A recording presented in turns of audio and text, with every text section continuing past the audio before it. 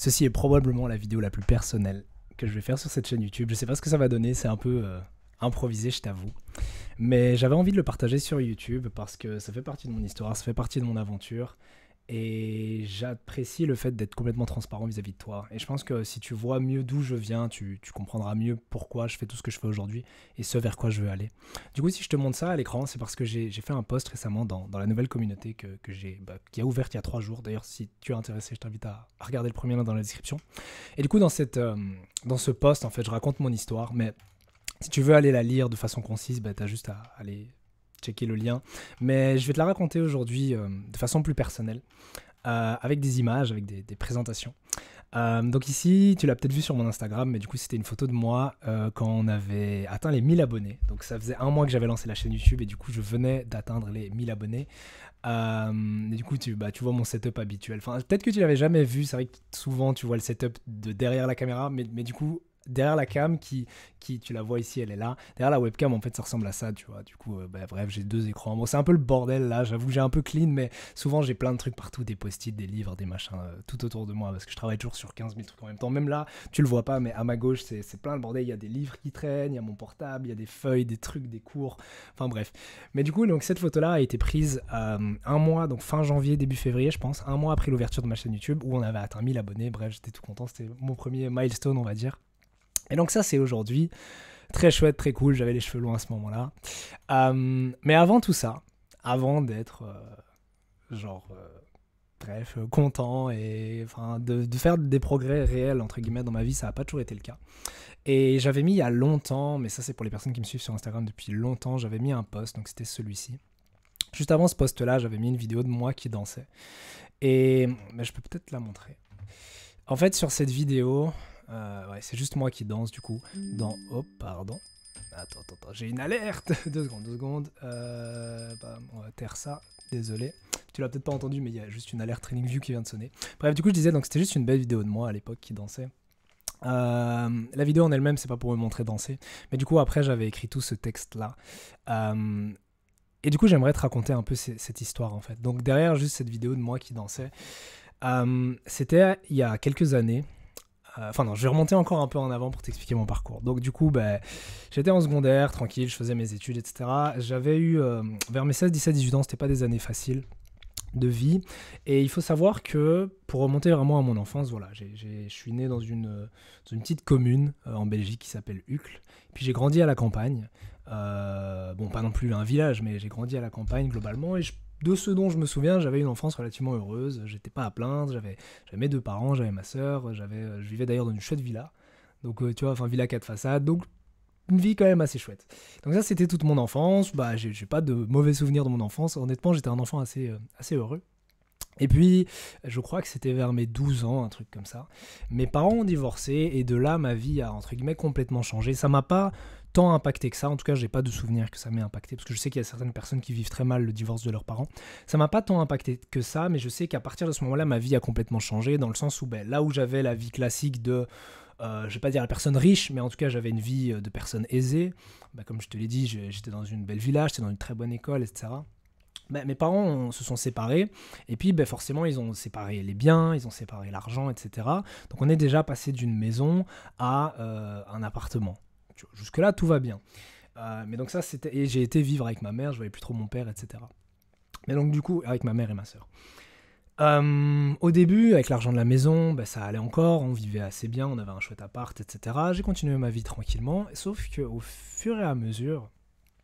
ma mère a jamais vraiment bien géré son argent. C'était surtout grâce à mon père qu'on avait une vie relativement aisée, sans vouloir offenser ma mère, mais je veux dire, c'était mon père qui avait un poste qui leur apportait beaucoup et qui du coup, entre guillemets, apportait l'argent à la maison. Et puis le fait, à cause de la séparation, forcément on avait moins d'argent pour le petit ménage à 3 qu'on avait. Même si mon père payait les pensions alimentaires et tous ces trucs-là, mais ça n'empêche qu'on avait beaucoup moins d'argent. Et ma mère a jamais eu une très bonne gestion financière. Du coup, on s'est appauvri au fil du temps. Et bon, je te passe tous les détails de toutes les années de ma vie, mais globalement, on a fini par être à la rue. C'est un gros changement, un gros impact. Mais le pourquoi du comment, je ne saurais pas trop te le dire parce que j'étais quand même assez jeune que pour comprendre comment ma mère gérait son argent. Mais globalement, elle a mal géré sa thune. Est venu un moment où elle avait plus assez pour payer le loyer, parce qu'il faut savoir qu'elle payait une partie du loyer avec l'argent de la vente de la maison, de quand mes parents étaient ensemble. Sauf que c'est une épargne, et ton épargne, si tu remplis pas ton compte, elle finit par se vider.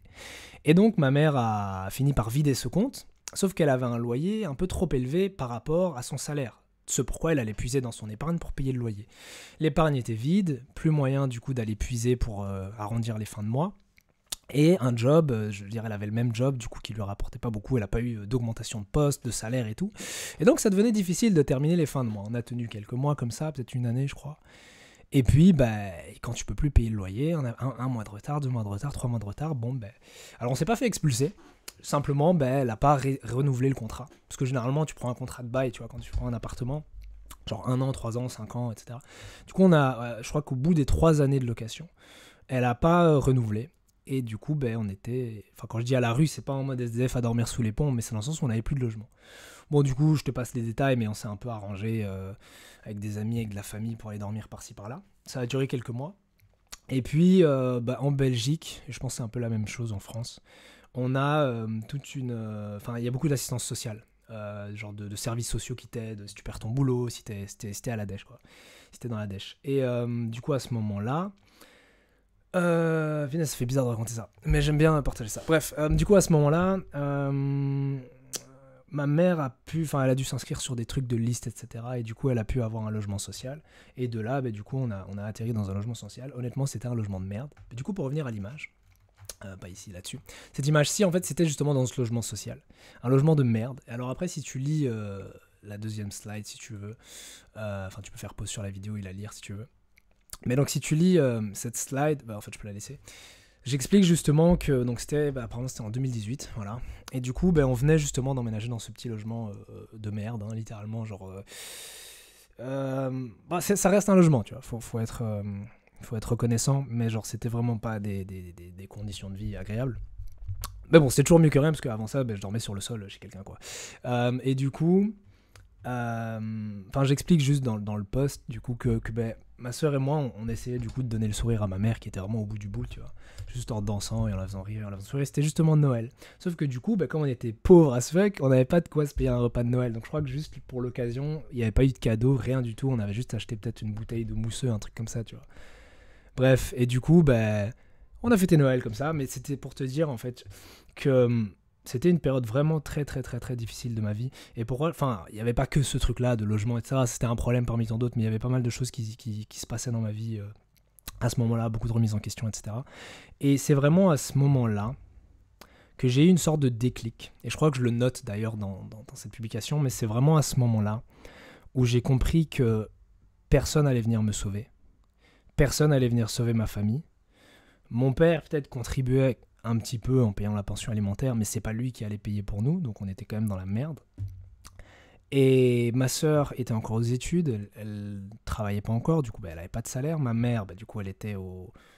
Est-ce qu'elle était... Non, elle travaillait à ce moment-là, mais comme je l'ai dit, elle gagnait pas du tout assez pour nourrir 2 enfants et avoir un logement. Bref, du coup, compliqué. C'était la merde. Donc j'ai vraiment eu le déclic et je me suis rendu compte que personne n'allait venir nous sauver. Et je crois, après je te dis ça comme ça, mais c'est un peu plus une estimation qu'autre chose. Je pense que c'est vraiment à ce moment-là que la flamme de l'ambition est née dans ma tête. C'est vraiment à ce moment-là où j'ai commencé à me dire putain, faut que je fasse quelque chose de ma vie. Parce que jusque-là, j'étais le genre de l'ado classique, tu vois. Je vis ma vie. J'avais du coup plus ou moins 17-18 ans à ce moment-là. Je vis ma vie. Je joue aux jeux vidéo, tu sais, je vais en cours. Je sors parfois en soirée. Je m'amuse avec les filles. Enfin, tu vois, la vie classique. Et puis là, t'as une claque de réalité en mode... il va falloir que tu commences à être responsable, mon grand. Parce que c'est bien beau, tu profites de ton adolescence, tout ça. T'arrives sur tes 18 ans, ou peut-être que j'avais déjà 18 ans, je sais pas. Mais là, tu deviens un adulte et si tu veux pas de cette vie-là toute ta vie, parce que c'est pas ta mère qui va pouvoir t'aider. Ta mère, ça fait genre 30 ans, elle fait le même métier, elle gagne des broutilles, elle se casse le dos à l'usine, entre guillemets. Et sa situation va pas changer. Enfin, je veux dire, c'est pas du jour au lendemain où elle va avoir un déclic en mode mon Dieu, je vais avoir un bon poste. Et encore une fois, je lui en veux pas. C'est comme ça, mais du coup, je me sens responsable de devoir faire mieux que mes parents. Ma sœur, comme je te l'ai dit, elle était aux études à ce moment-là, donc elle avait pas de revenus. Maintenant, elle travaille, mais elle a besoin de son argent pour elle vivre. Elle a pas un salaire non plus incroyable, donc du coup, c'est pas elle non plus qui peut nous sortir de la merde. Et puis bon, je te passe tous les détails de ce qui s'est passé dans notre vie après, donc ma mère, ma sœur et moi, mais disons que globalement, là maintenant, la situation s'est pas vraiment améliorée. On est toujours dans un logement social. Depuis le Covid, ma mère a perdu son boulot, parce qu'il y a eu le Covid, restructuration dans son entreprise ou quoi, enfin dans l'entreprise dans laquelle elle travaillait, restructuration du personnel pour des raisons budgétaires, ce genre de truc, on l'a jamais réembauchée, parce que du coup elle est quand même âgée, et quand t'as un certain âge sur le marché du travail, c'est dur de te faire embaucher, surtout vu la conjoncture économique actuelle, parce qu'on en parle souvent du fondamental, vu la conjoncture actuelle, avec les taux d'intérêt super élevés, etc., c'est pas vraiment le moment où les entreprises augmentent leur personnel, tu vois. Bref, du coup, ma mère, pas de boulot, chômage, enfin bref, autrement dit, on n'a pas de thunes. C'est la galère et c'est comme ça depuis plusieurs années. Mais bref, je passe les détails. Mais donc voilà, cette réalisation que j'ai eue il y a quelques années, donc ça va maintenant faire quasi 5 ans, plus de 5 ans, je pense que c'est ce qui m'a mis un peu sur la voie du « ok, il faut que je fasse quelque chose de différent, il faut que je fasse quelque chose, faut que je sorte de cette matrice » parce que quand je regarde où en est ma mère, c'est cette mentalité de je vais faire des études et puis je vais avoir un bon boulot et je vais avoir la sécurité alors que en réalité, diplôme ou pas, le Covid, tout le monde s'est fait bam, tu vois. Tout le monde s'est fait... Enfin, il y a plein de gens qui ont perdu leur boulot, tu vois, je crois 1 personne sur 4, un truc comme ça. Et puis il y en a beaucoup qui n'ont pas retrouvé de travail, ou en tout cas qui ont dû faire des réorientations, qui les ont mis dans la merde, tu vois. Ma sœur, et c'est un super bon exemple, c'est aussi mini parenthèse, mais il faut savoir que ma sœur c'est une tête. Enfin, je suis aussi pas débile, mais je veux dire au niveau scolaire c'est une tête. Elle est hyper intelligente scolairement, et donc elle réussit très bien. Elle a commencé l'université à 16 ans, elle a fini l'université à 21 ans, du coup à 21 ans elle avait un master, ensuite elle a continué à faire des études, maintenant elle a un double master et elle a 3 bacheliers. Et elle est encore en train de faire un master. Enfin bref, une tête de taré, elle a des stages de malade et tout, enfin bref. Donc elle a littéralement quand on a grandi, je l'ai vue bosser de façon acharnée pour réussir ses études. Et elle sortait avec des grandes distinctions, major de promo, etc. Tu vois. Donc c'était le genre de la première de classe, tu vois. Mais pas que à l'école, à l'université aussi, et en master, etc. Cool. Sauf qu'aujourd'hui, elle gagne peut-être, je crois, 2007, un truc comme ça. Et en soi, c'est pas tant l'argent qu'elle gagne le problème, parce que je veux dire, ça sert à rien de juger un salaire, tu vois. Genre, si la personne trouve qu'elle a assez et qu'elle se plaît dans son boulot, ok, c'est légitime, etc. La question ici, c'est pas de voir combien elle gagne, mais c'est plutôt combien de temps elle a investi pour s'éduquer, se former et combien elle gagne aujourd'hui. Et comme je te l'ai dit, elle a commencé à 16 ans. Aujourd'hui, elle a 26 ans. Donc ça fait 10 ans parce qu'elle est encore aux études, comme je te l'ai dit, elle a plusieurs diplômes et elle est encore en train de faire un master là maintenant, tout en travaillant à temps plein. Et elle travaille aussi dans la finance d'ailleurs. Mais donc, travailler 10 ans avec acharnement, genre je crois même honnêtement, je le dis souvent dans mes vidéos, je travaille énormément, mais c'est le genre de personne à travailler même plus que moi. Genre, pour elle, une journée de 6h à 22h, c'est classique, tu vois. Enfin, maintenant elle ralentit un peu, elle essaye de vivre un peu plus, mais en tout cas à l'époque c'était beaucoup ça. Genre littéralement elle pouvait s'enfiler un Red Bull à 20h, tu sais, genre pour travailler jusqu'à 1h du mat. Genre, enfin, bref, le délire, je savais je ferais ça. Mais bref, ce que je veux dire par là, c'est autant de travail. Elle a probablement, tu sais, en moyenne, on va dire qu'on travaille, je sais pas moi, 1000 heures par an, 1500 heures, peut-être 2000 heures par an. Elle travaillait facilement, honnêtement, facilement 2000 heures par an, ce qui est la fourchette haute, tu vois. Et donc en 10 ans, je me dis, si elle avait mis ces 10 années, non pas à travailler dur, mais à travailler intelligemment, elle aurait une bien meilleure fonction aujourd'hui, un bien meilleur salaire, elle serait bien plus à l'aise aujourd'hui que ce qu'elle est. Et elle pourrait même aider ma mère, etc. Bref, mais c'était une parenthèse. Mais donc, toutes ces choses-là, tu vois, mon background, c'est tout cet historique que je t'ai raconté, le fait d'avoir vu ma famille, ma famille dans la galère, le fait que mon père pas se barre, mais là, globalement, il vit plus en Belgique, tu vois, par exemple. Il vit en France, mais du coup, je le vois pas très souvent. Après, on peut toujours s'appeler et tout, c'est cool, mais le fait de voir mon père se barrer un peu, toutes ces choses, donc ça, plus le fait que ma sœur ait travaillé comme une tarée à l'université, qu'elle ait été la meilleure, littéralement, pendant toutes ces années d'université, littéralement la meilleure de son université. Tout ça pour avoir un salaire entre guillemets de merde. Encore une fois, je dis de merde parce que c'est par rapport au travail qu'elle a fourni. Je trouve que c'est pas correctement récompensé. Tu à l'usine, entre guillemets, tu charbonnes comme un taré pour au final être payé comme un employé lambda. Tu vois, je me dis, mais punaise, non, désolé, c'est pas la vie à laquelle j'aspire. Et puis ma mère qui a toujours galéré et qui fait comme elle peut pour s'occuper de 2 enfants. Bon, aujourd'hui, 1 enfant. Mais donc voilà, et donc tout ça, en fait, ça m'a fait à ces années-là, donc en 2018, du coup, ça m'a fait me rendre compte que j'avais pas envie de reproduire les mêmes schémas. J'avais pas envie de, par exemple, faire comme mon père et bon, on divorce, ciao, et puis financièrement, je vais juste te donner, je sais pas moi, 100 balles, 200 balles par mois pour la pension alimentaire, tu vois, des trucs comme ça, et pas m'occuper de ma famille d'un point de vue au moins financier, tu vois. Sur le plan relationnel, c'est encore autre chose. Tu vois, il y a des situations familiales qui sont compliquées, et parfois, simplement, les gens ne peuvent plus s'entendre. Mais en tout cas, sur le plan financier, plus tard, quand j'aurai des enfants, j'ai pas envie d'être le genre de père, du coup, à ne pas pouvoir subvenir aux besoins de mes enfants. Genre, j'ai envie que si mes enfants aient des difficultés quelconques, ben, je puisse leur fournir, entre guillemets, tout ce dont ils ont besoin. Bon, j'ai pas envie non plus que ça devienne des enfants à papa, mais globalement, tu vois, j'ai envie de leur fournir des bonnes conditions de vie, un bon logement, des bonnes études, etc. Et ça passe, du coup, forcément par ma propre réussite financière. Bref, mais donc toutes ces réflexions-là m'ont amené à me dire, faut que je grandisse, t'as 18 piges, gars, fini les soirées, enfin, bon, j'ai continué à sortir, mais ce que je veux dire par là, c'est arrête d'avoir une vision naïve de la vie et grandis. Genre littéralement, il y a un mot en anglais, on dit man up, ça veut dire vraiment deviens un homme, quoi. Et de là, du coup, j'ai voulu faire plusieurs choses. Au départ, je voulais aller dans l'armée, faire officier paracommando. Me demande pas trop pourquoi. Je pense que ce qui m'attirait beaucoup, c'est le côté discipline. Et puis les choses étaient relativement simples. T'as une mission et tu te poses pas 10 000 questions, tu fais ce qu'on te dit. J'aimais beaucoup cet aspect autorité, tu vois. Et en mode, tu fais ça et tu fermes ta gueule et c'est tout. Et puis je me suis rendu compte, enfin non, c'est même pas je me suis rendu compte. Aujourd'hui, je me rends compte que peut-être que je me serais pas plus là-dedans.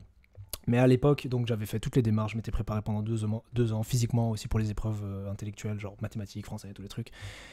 Et puis malheureusement, et ça je le savais pas et je l'ai appris à ce moment-là, je me suis fait recaler pour des problèmes de dos. Je savais pas du tout que j'avais des problèmes de dos, j'avais jamais eu mal au dos, j'avais jamais eu aucun souci, j'étais hyper sportif, hyper bon, j'avais la meilleure note en sport et tout, mais apparemment j'avais des problèmes de dos, je me suis fait recaler, j'ai eu beaucoup le seum, et du coup j'ai dû changer complètement de voie parce que je m'étais préparé à ça pendant 2 ans, je suis là, bon merde, qu'est-ce que je fais de ma vie? Et puis du coup, ce qui m'intéressait aussi dans le côté officier paracommando, ou particulièrement dans le côté officier, c'était tout le côté ingénierie mathématique, tu vois. Du coup, à ce moment-là, je me suis dit, pourquoi pas m'orienter là-dedans. Et au lieu de faire ingénierie, je me suis plutôt orienté vers architecture, parce que j'avais aussi un background en art, tu vois, en secondaire. Du coup, à ce moment-là, cool, je fais de l'architecture, 1 an, ça va, ça me plaît. Après 1 an, je commence à me poser des questions en mode, bon, j'ai dû choisir ce truc vite fait, parce que littéralement, j'ai dû choisir mes études en 3 mois, tu vois. Je me suis fait recaler, j'apprends la nouvelle, je suis la merde, qu'est-ce que je fais? J'avais pas du tout prévu ça, j'avais pas du tout... Enfin, en fait, je m'étais préparé pendant 2 ans, donc je savais que j'allais réussir les épreuves physiques, je savais que j'allais réussir les épreuves intellectuelles, et je savais que j'allais, enfin, tout simplement tout réussir, tu vois, et genre avoir mon diplôme tranquille. Parce que j'ai jamais vraiment été mauvais à l'école, tu vois, c'est pas, enfin, un peu comme ma sœur, bon, je suis pas non plus comme elle une tête à avoir des majors de promo et tout, mais ça a jamais été vraiment une difficulté. Mais du coup, à ce moment-là, bam, grosse claque, qu'est-ce que je fais de ma vie? Et je suis la merde, j'ai dû choisir des études rapidement.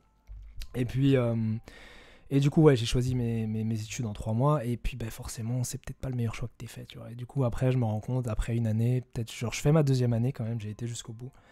Et je me rends compte que c'est pas fait pour moi, j'ai pas envie d'être architecte, etc. Attends, on va fermer la fenêtre. Il y a le camion de glace qui passe. Mais bref, donc, je me rends compte que c'est pas fait pour moi. Et en même temps, je commence à découvrir. Enfin, je regarde un peu sur internet, tu vois. Genre, qu'est-ce que je peux faire de ma vie? En gros, je commence à m'intéresser davantage à l'entrepreneuriat, je commence à me rendre compte qu'être employé, et ça je crois que je tiens ça de mon père, parce que lui aussi, il faut savoir qu'il a toujours été entrepreneur dans sa vie. Pas giga entrepreneur, businessman, millionnaire, mais il a toujours été dans l'entrepreneuriat, il a toujours été indépendant, ça a toujours bien marché, et il a jamais travaillé pour quelqu'un, tu vois, il a jamais été employé, il a jamais dû mettre un CV quelque part, depuis littéralement qu'il a 18 ans, il a toujours fait entrepreneuriat. Mais du coup, ouais, je crois que ça vient de lui, mais du coup, je me suis dit, jamais enfin, c'est pas pour moi, être employé, machin bazar, c'est pas pour moi. En tout cas, non. En tout cas, si je dois être employé, il faut que j'y vois du sens. Je peux pas, comme ma sœur, tu vois, travailler comme un taré 10 ans pour avoir un salaire de merde. Non, désolé, c'est pas possible. Donc, à ce moment-là, beaucoup de recherches, beaucoup de remises en question, etc. Je savais pas trop ce que je faisais. J'ai un peu fait une année sans rien faire. Enfin, j'étais toujours inscrit à l'UNIF et tout, mais je faisais plus grand-chose. Et puis, je suis tombé sur le monde de la finance. Alors, honnêtement, je saurais pas te dire comment, je saurais pas. Enfin, ouais, mais même ici, en fait, je l'explique. Je suis tombé un peu sur le trading et la finance par hasard. Mais j'y ai vite pris goût. Et ouais, en fait, littéralement, ça a été un peu une histoire d'amour, tu vois. Enfin, c'est bizarre dit comme ça. Et puis du coup, j'ai changé de faculté, j'ai arrêté l'architecture, je me suis lancé en sciences économiques. Donc j'ai fait une faculté d'économie. J'ai fait 1 an, 2 ans, là je suis sur ma 3e année, mais tu le sais déjà, j'arrête l'université. Ça, j'avais fait une vidéo à ce sujet-là. Mais du coup, voilà comment j'ai atterri où j'ai atterri aujourd'hui. Et puis, donc ça fait maintenant plus de 3 ans que j'étudie les sciences économiques, la finance et puis le trading plus particulièrement. Après, honnêtement, au niveau du trading, mais si tu veux, on peut regarder ensemble. Voilà, j'ai commencé à m'intéresser au monde du trading en octobre 2020. Donc c'était il y a quand même longtemps. Mais ce n'est qu'en 2021 que je me suis consacré vraiment sérieusement. Et puis forcément au début, compte des mots, et t'apprends beaucoup la théorie. C'est seulement en juin 2023, donc ça va faire 1 an, que j'ai ouvert un compte auprès d'une propre firme. Mais j'ai toujours le même pour le moment. Et puis les choses se passent. J'ai jamais perdu plus de 2% sur mon compte, mais j'arrive toujours pas à dégager suffisamment de profit pour être rentable. Du coup, voilà. Mais donc, voilà mon parcours. Tu comprends un peu mes motivations, tu comprends un peu pourquoi j'en suis là aujourd'hui. Et c'est pour ça aussi que j'ai commencé la vidéo avec ça. C'est que si je devais prendre des photos, je sais même pas si je peux en trouver, mais si je devais prendre des photos de moi à l'époque, à cette époque où je t'ai raconté ce truc, où j'étais du coup sans abri, etc. Enfin, toute ma mif, du coup. J'étais pas heureux, tu vois. C'était vraiment la merde, en fait. Je vivais en mode pilote automatique et j'avais pas de... Déjà, j'avais pas de but. Et puis, quand bien même j'en trouvais un, c'était pas quelque chose qui me plaisait, tu vois. Alors que maintenant, du coup, j'ai vraiment quelque chose pour lequel je peux me battre, quelque chose pour lequel je peux me réveiller tous les matins, que ce soit le trading, mais même tout ce qu'on a fait ensemble autour du trading, tu vois, toute la communauté, en fait.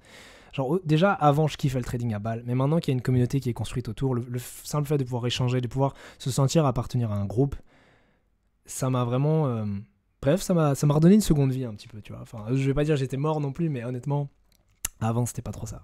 Et du coup, bah ouais, en plus, comme je te l'ai dit, tu vois, j'apprends le trading depuis octobre 2020, mais sache qu'avant d'avoir lancé la chaîne YouTube en janvier, j'avais personne, mais littéralement personne dans mon entourage avec qui parler de ça.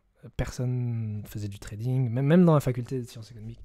Bref, du coup, cette communauté, c'est un peu un cadeau tombé du ciel, tu vois, parce que maintenant, on peut échanger, etc. Et enfin, franchement, depuis qu'il y a tout ça, c'est beaucoup, beaucoup, beaucoup mieux. Mais du coup, voilà, c'est ma petite histoire.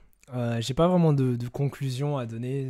C'est juste, voilà d'où je viens. Peut-être que maintenant, tu comprends mieux un peu ce qui me motive à faire du trading, ce qui me motive à devenir trader pro. Enfin, indépendamment de la passion que j'ai trouvée pour les marchés financiers et même la finance. Parce que même à un moment, je me suis demandé si je devais pas juste faire analyste. Parce que ce que j'adore, du coup, c'est vraiment tout cet aspect analytique. À la limite, même le trading, c'est un bonus. Mais vraiment tout l'aspect analytique, comprendre les marchés, savoir donner la direction du prix, ça c'est ce que je kiffe vraiment trader, c'est juste le bonus qui va avec, t'arrives à faire de la thune sur les mouvements de prix, mais franchement ce que je kiffe c'est l'aspect analytique de la finance, enfin même la complexité du monde de la finance en général. Mais ouais, je sais pas. C'est vraiment une vidéo bizarre pour moi parce que c'est quelque chose que j'ai jamais fait sur la chaîne. Autant je parle beaucoup de moi, mais pas de cette manière-là, je me confie jamais vraiment. Et aussi quelque chose que j'aimerais partager avec toi, c'est que j'ai invité tout le monde, je l'ai écrit ici, tu vois, sur la communauté à publier sa propre histoire. Et les gens l'ont fait. Honnêtement, je suis content. Les gens ont vraiment posté, bah voilà, présentation, et ils ont expliqué d'où ils venaient, etc. Et il y a vraiment des histoires incroyables, dans le sens où, si je peux en partager quelques-unes, enfin, je vais pas donner des noms ou quoi, mais simplement, il y a des personnes, on l'oublie parfois, mais où je vais parler en jeu, du coup. Ben, je vis quand même dans un pays occidental, je vis en Belgique, c'est un pays relativement aisé. Et si tu penses à tous les pays qui parlent français, donc il y a la France, il y a la Belgique, il y a un peu la Suisse aussi, mais il y a aussi beaucoup de pays d'Afrique. Et ça, parfois, on l'oublie. Et je voyais une personne qui venait d'un certain pays d'Afrique. D'ailleurs, j'avais regardé le revenu moyen, tu vois, le revenu par tête. Et genre, bah, par exemple, en Belgique, je sais pas, on est peut-être dans les 2000, un truc comme ça, même plus, 2005. Je sais pas, revenu moyen par personne. Et dans ce pays-là, c'était 200 dollars par mois. 200 dollars par mois de revenu moyen. Bref, enfin oui, j'ai pas besoin de te faire un dessin, c'est un pays qui est économiquement assez pauvre, et politiquement, il y a souvent des problèmes, des conflits, etc. Et le fait de voir cette personne-là, enfin il y en avait plusieurs d'ailleurs qui venaient d'Afrique et du coup qui venaient dans des pays qu'on pourrait appeler défavorisés, de voir ces personnes-là raconter leur histoire avec des galères encore pires, genre littéralement des galères encore pires, et les voir motivés, les voir... Je suis sûr que ces personnes-là vont réussir, même mieux que nous en fait, parce qu'elles sont vraiment déterminées. Tu sais, en fait, ça m'a mis une grosse claque de réalité où parfois je me rends compte que je me plains de certaines choses, alors qu'en réalité, j'ai tout ce qu'il me faut pour réussir. Je parle pas de ma personne en mode je suis capable de réussir, mais je parle de l'environnement dans lequel je suis.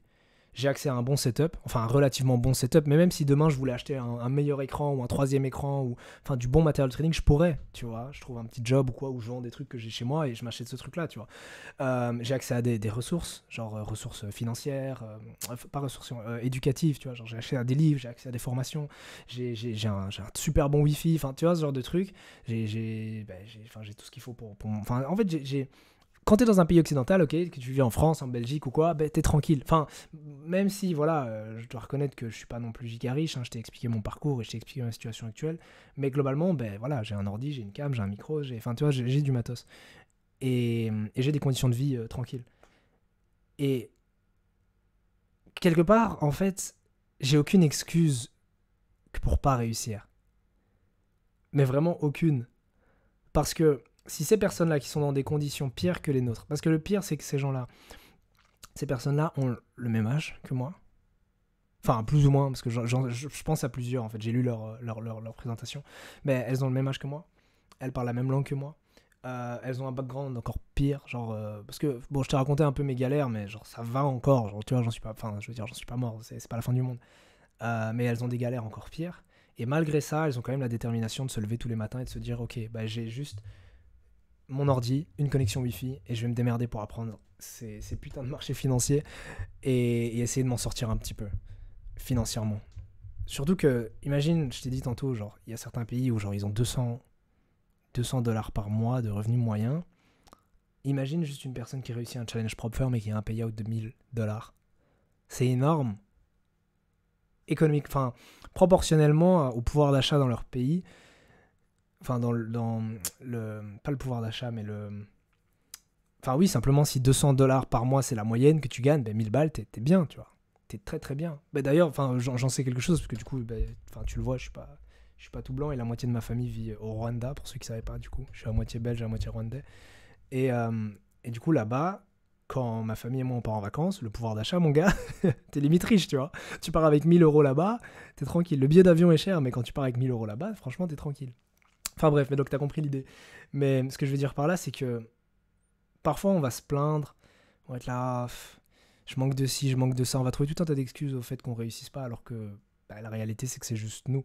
T'as des personnes qui sont dans des conditions bien pires, qui ont du matériel moins bon, qui ont accès à moins de ressources, que ce soit moins d'éducation, genre par exemple acheter des livres, etc. Encore tantôt, je voulais acheter un bouquin, 300 balles. Et j'en ai vu un autre, je voulais acheter 50 balles, et il y en avait un autre 100 balles. Et je sais pas pourquoi les livres en finance sont super chers, mais imagine demain devoir mettre 100 balles dans un livre. Si même pour moi c'est difficile, alors je sais pas comment ça se passe pour certaines personnes dans d'autres pays, mais voilà quoi. Mais bref, du coup c'est ça que je veux dire, c'est que j'ai quand même accès à pas mal de ressources, tu l'as déjà vu, enfin tu le vois même sur ouais, on le voit peut-être pas full sur la photo, mais j'ai beaucoup beaucoup beaucoup de livres. Je crois que ma bibliothèque au total vaut au moins 1000 balles. Mais ouais, enfin ces personnes-là continuent à y croire et se donnent les moyens. En fait, elles ont vraiment une vraie motivation derrière. Parce que ici on est souvent là en mode ouais, je veux mettre la famille à l'abri, pas connaître la même galère que mes parents, blablabla, etc. Mais ces personnes-là, quand elles te disent qu'elles veulent mettre leur famille à l'abri et pas connaître la même galère que leurs parents, c'est réel, mais c'est encore plus réel que nous, tu vois. Et bref, ça m'avait juste mis une petite claque de réalité. Et je me suis rappelé que dans les moments difficiles, dans les moments où je perdais un peu espoir, je me disais, punaise, c'est dur, j'y arriverai pas, blablabla. Je me dis que ces personnes-là, en fait, contrairement à moi, contrairement peut-être à toi, enfin bref, contrairement à nous, où on se dit, bah au pire je fais autre chose, tu vois. Enfin, souvent dans les pays occidentaux on pense à un plan B, parce que en soi, si maintenant tu réussis pas en trading ou si tu arrêtes le trading, c'est pas la mort, tu vois. Tu vas pas nécessairement aller vivre sous les ponts, tu vois. Mais ces personnes là, pour certaines, si elles réussissent pas en trading, elles se destinent à un avenir misérable. Mais j'insiste sur le mot, genre peut-être même un avenir peut-être horrible, tu vois. Pas un métro boulot dodo, genre littéralement je sais pas moi, enfin genre un métier genre de merde qui te tue à la tâche, qui te détruit la santé et le moral. Et enfin ouais, je sais pas. T'as vraiment les boules, tu vois. T'as vraiment les chocottes de te dire ok, en fait si je réussis pas, je suis vraiment dans la merde. Il y avait aussi une histoire de quelqu'un qui du coup avait grandi dans un pays aussi d'Afrique et qui du coup était parti à l'étranger, je crois qu'il était parti au Canada.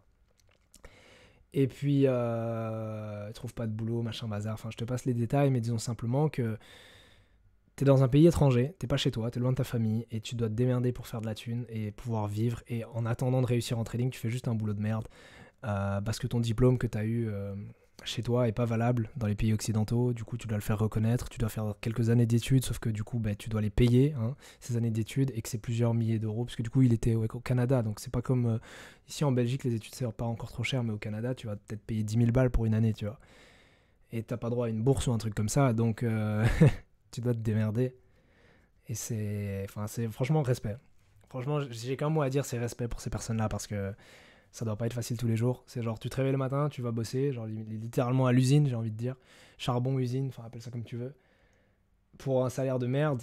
Et puis le soir, ou fin d'après-midi, tu rentres chez toi et tu sais que. Enfin, tu peux pas te dire j'ai la flemme de bosser mon trading pour m'améliorer. Non, tu peux pas. Parce que tous les jours, tu vis avec cette boule au ventre de te dire, mais en fait, ma vie aujourd'hui, genre cette routine que j'ai, de je me réveille, je bosse pour un patron que j'aime pas, je fais un boulot que j'aime pas, qui sert à rien, j'en tire aucun plaisir, juste il faut que je le fasse pour vivre. Et enfin, tu peux pas avoir la flemme. Parce que sinon, tu te rends compte que cette vie-là que t'as, ben, ce sera celle que tu auras toute ta vie en fait. Et idem pour moi, enfin, encore une fois, les raisons, on va dire, émotionnelles qui me poussent à faire tout ce que je fais sont pas aussi, je pense, grandes et lourdes que pour ces personnes-là. Mais l'idée, c'est la même, c'est que la vie que j'ai vue depuis que j'ai 18 ans, cette galère et cette juste vie de merde, littéralement. Enfin, honnêtement, je suis pas un enfant malheureux, encore une fois. Mais ce que je veux dire par là, enfin, j'étais pas un enfant malheureux. Mais ce que je veux dire par là, c'est que la vie que j'ai eue pendant plusieurs années et qui était financièrement misérable et juste de la galère, quoi. Enfin, bref. Ben, ce sera celle que j'aurai si je me bouge pas un peu le cul. Et donc, il faut se bouger. Il faut se bouger littéralement. Que ce soit le trading ou n'importe quoi d'autre, honnêtement. Hein, voilà, si le trading, c'est pas fait pour toi, fais autre chose. Mais accepter son destin et se dire juste, bah tant pis, j'aurai une vie de merde, non, c'est pas pour moi. C'est pas pour moi. Genre, j'abandonnerai jamais mes rêves, ça c'est clair. Et j'irai toujours jusqu'au bout. Je préfère à la limite mourir en essayant, tu vois. Parce qu'au moins, j'aurais vécu une vie où je poursuivrais vraiment quelque chose. Et je me dirais, ok, là, je fais tout pour y arriver. Et pas une vie de regret en mode « Ah, j'aurais pu poursuivre mon rêve. Qu'est-ce que je serais devenu si j'avais poursuivi mon rêve ?» Et alors me retrouver sur mon lit de mort à me dire « Et si j'avais continué le trading ? Et si le trading avait marché ? Peut-être que j'aurais eu une vie différente. » Non, j'ai pas envie de cette vie-là. Désolé, mais non. Je veux pouvoir me dire, même si sur mon lit de mort, j'ai jamais réussi en trading et je me dis, punaise, j'ai consacré ma vie entière à essayer de comprendre les marchés financiers et j'ai jamais pu vivre du trading. Enfin, je vivrais sûrement, alors dans ce cas-là, d'autres choses liées au trading, tu vois. Imaginons, je sais pas, moi, je suis analyste ou je travaille dans une banque, un fonds d'investissement, un truc comme ça, ou je fais de la recherche, ou je suis professeur dans une université, ou, enfin, tu vois, un truc comme ça, ou économiste, j'en sais rien. Mais tout en ayant cette passion d'essayer de comprendre les marchés financiers sans jamais réussir, ben c'est pas grave parce que j'aurais quand même vécu une vie pleine, parce que toute ma vie j'aurais eu l'espoir et tous les jours je me serais réveillé avec cette flamme dans les yeux, cette flamme dans le cœur de me dire je vais y arriver et je bosse pour quelque chose et ça me remplit le cœur de joie, tu vois. Et à la fin de la journée je m'endors en me disant ok, aujourd'hui j'ai bossé pour ce qui me plaît, j'ai avancé vers mon but. C'est ça le pire, c'est que le but c'est même pas nécessairement de l'atteindre, ce fameux but. Enfin, c'est un peu débile ce que je dis là, et je pars un peu en mode philosophie, mais à la limite, si on réussit jamais, enfin en tout cas pour moi, si je réussis jamais en trading, c'est pas grave. Parce que ce qui me réchauffe fondamentalement le cœur, ce qui me rend vraiment heureux, c'est pas nécessairement oh j'ai atteint mon objectif et youhou c'est bon je suis heureux maintenant. Non, pour moi le bonheur c'est pas un truc genre que t'atteins à la fin, c'est en cours de route. Et ce qui me rend vraiment heureux, c'est tous les jours de bosser vers mon trading et de me voir m'améliorer petit à petit. Si ça se trouve, je m'améliore trop lentement que pour réussir un jour et je serai sur mon lit de mort à 80 ans ou plus à me dire, en fait, j'ai jamais figure out le trading, j'ai jamais compris et j'ai jamais réussi, mais c'est pas grave. Tant que je suis pas non plus trop dans la merde et que je trouve un métier que je peux faire aussi en parallèle, tu vois. Mais, ouais, je sais pas, je me souviens d'une métaphore, c'était une pote qui m'avait raconté ça. Elle parlait du succès comme une montagne. Et si tu penses que tu seras heureux qu'à partir du moment où tu seras au sommet de la montagne, tu risques vraiment d'être déçu parce que tu te rendras compte qu'au sommet, il n'y a plus rien à grimper. Et tu pourras que regarder en bas. Et elle m'avait dit ça un jour et ça m'a vraiment fait tilt parce que si tu penses que tu seras heureux que quand tu auras réussi en trading, tu risques d'être vraiment déçu parce que tu seras au sommet, peut-être tu gagneras, je sais pas, mets le montant que tu veux par mois grâce au trading. Et en fait, le problème c'est que tu n'auras pas de « et après ». Et qu'est-ce que je fais maintenant, tu vois, c'est ok, je fais de la thune, je suis une machine à billets, cool. Et c'est tout ce à quoi ma vie se résume? Non, je pense pas. Enfin, je pense pas que ça t'animera autant que la galère que tu avais connue pendant que tu grimpais les échelons pour réussir en trading. Enfin bref, je vais pas garder la vidéo trop longue. J'espère qu'elle t'a plu. C'était très personnel.